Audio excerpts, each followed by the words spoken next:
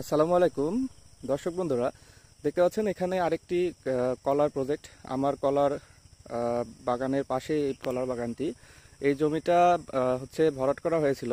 তো মাঝখানে বেশ কিছুদিন আমাদের এইদিকে রেগুলার বৃষ্টি হওয়ার কারণে এই জমিতে কিন্তু একটু পানি জমে গিয়েছিল এবং পানিটা নিষ্কাশনের তেমন কোনো ব্যবস্থা না থাকার কারণে দেখতে পাচ্ছেন দীর্ঘদিন পানি জমে থাকার কারণে কিন্তু কলা গাছগুলোর অবস্থা খুবই খারাপ, একদম মরমর অবস্থা।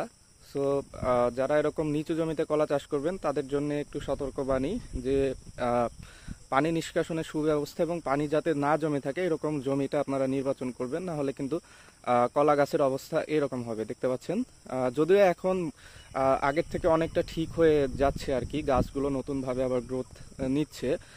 বাট হচ্ছে এর বেশি পানি জমে থাকলে, আরও যদি দীর্ঘদিন পানি জমে থাকতো তাহলে এই সবগুলো কলার গাছ কিন্তু মারা যেত।